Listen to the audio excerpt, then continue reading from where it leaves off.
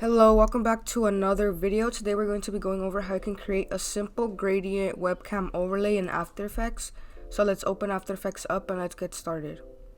So here I have After Effects open, and all you have to do is create a new composition. I'm making the size 1920 by 1080 with a frame rate of 60 and the duration around 10 seconds, but I'm going to increase it to 15 just in case.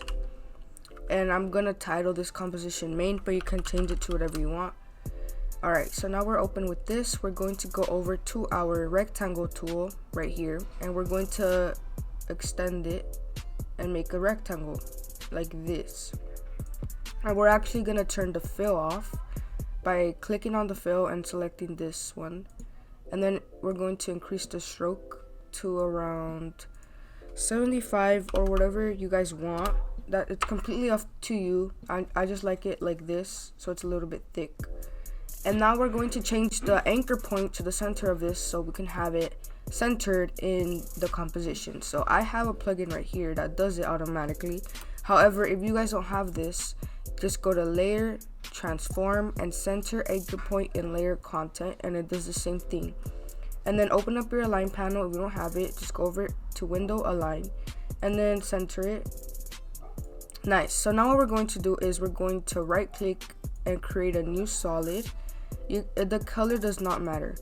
So but first I'm going to rename the rectangle to rect so we know what it is, and then this one to gradient, just to be more organized. So now we're going to go over to our effects and presets, type in a 4 and drag in the 4 color gradient to the top, and now you can change the colors to whatever you want. Okay, so I actually found a color palette that I really like.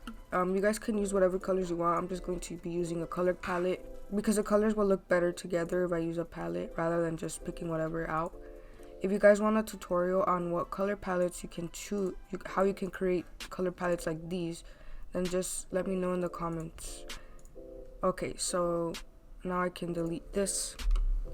And now we have this.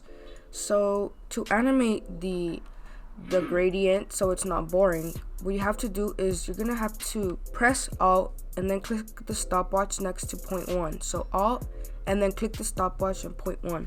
Then we're going to delete the expression that's there and add wiggle 0.4 comma 1000, and we're gonna select it all by pressing Ctrl A and then copying it with Ctrl C. And what that does is it moves the point of the gradient, as you can see. So now we're going to do the same thing with all the points. So now Alt and then press the stopwatch next to 0.2 and paste that wiggle 0.4 comma 1000 expression there. And now we do the same thing with 0.3. So Alt 0.3, click it, and then 0.4 Alt and then paste it there. So now we could close this up, and now as you can see we have a gradient that's moving like this.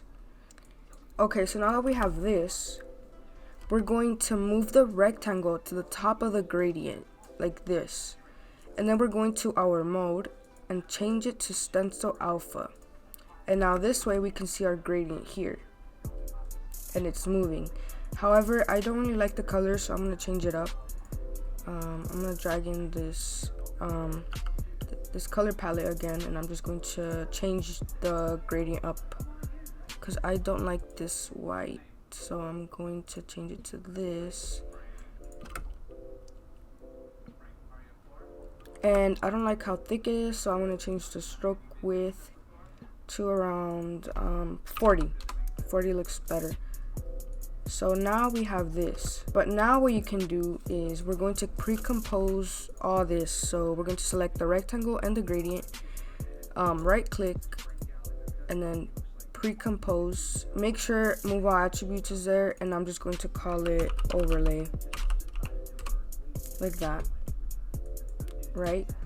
And then what we're going to do is we're going to add a shape. So come over here and we're going to add the rectangle tool, and we're just going to make sure you don't have the layer selected, and we're going to create a rectangle like this, and click on the fill and make sure there's a fill option. And now we're going to make the center point be centered again, and we're going to align it. We're gonna align it like this so it's centered horizontally. like this. So now I'm going to open up the rectangle tool, and we're going to open up rectangle path and change the roundness. I like it this round, so I'm just going to toggle this on so we can see. I like it around 50, but you guys can choose whatever you want. And now we have something like this. And so what you can do is you can add your name on here. So we're going to click text, and I'm just going to write my name, and we're going to change the anchor point again. If you guys don't have a plugin that does this automatically, just go to layer, transform, center anchor point, and layer content. Alright, so now I'm going to change the size of it and make sure it's centered, and center it, align it to the middle, and we're going to add an effect called gradient ramp. So now I'm going to add it to the text, and I'm going to bring back my color palette again, and I'm just going to go from here to here and see how that looks. You guys can choose whatever color you want. I'm just doing it like this because I just want to follow this color palette.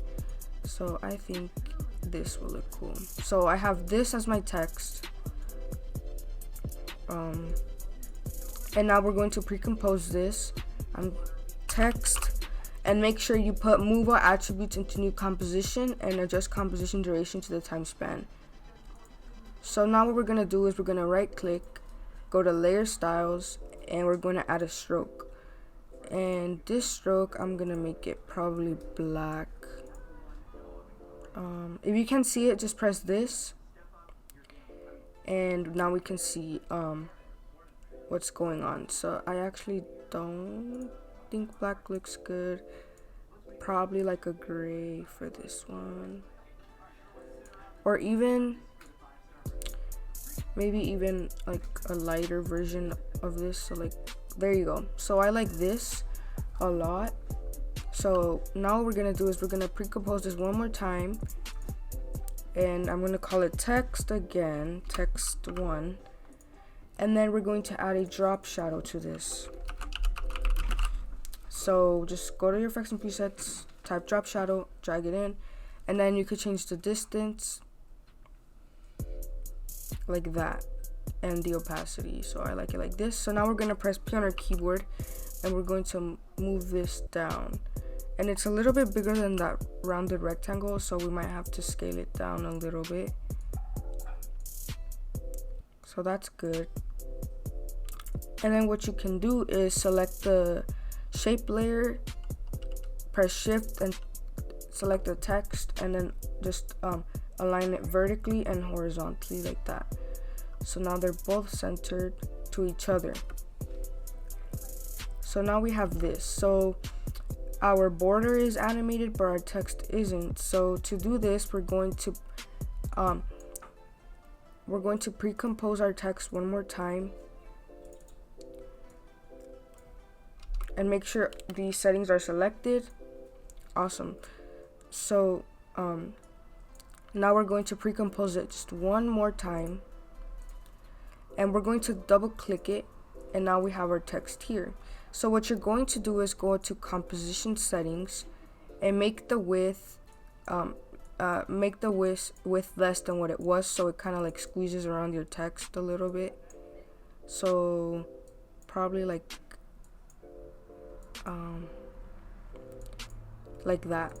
So then we're going to press P on our keyboard again, put a keyframe for your position, go 10 frames, so 1 2 3 4 5 6 7 8 9 10, and press the keyframe button again to make another one. Go back to the beginning and drag this out.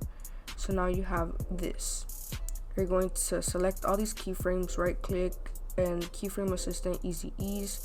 Just go into your graph, make sure you're on speed, select this one to be all your graphs, and I'm just going to drag this one like over here, so it's like it starts off slow then fast. However, I feel like we should go 20 frames instead of 10 because it's too fast. Just keep messing around with your graph to see what you let's see what you come up with. I have a plugin called Motion 3 that helps me with this, makes it much easier for me, so I like that. So if you guys want to see what my graph looks like, it looks like that. So just copy that if you want, or just make your own settings. Then I'm going to add motion blur by coming over here and selecting this. Make sure this turns blue, then go back to the main composition. Turn the motion blur on and add motion blur to the text. So now as you can see, it pops in like that. And now obviously you should add a exit out animation, so then you can loop it in like OBS or whatever you use. So we have this, and then just go towards the end of this, and we're gonna go to the end, add a keyframe, then go 20 frames forward. So to do this, you can do press shift and go to your preview and press this one twice, because that increases it by 10. So 10, 20, and add another keyframe, then go to the end and exit like that. So we have that, and then once it gets to the end, it leaves, and ease it.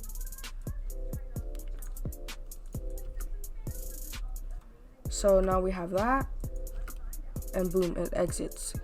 So then we have this here,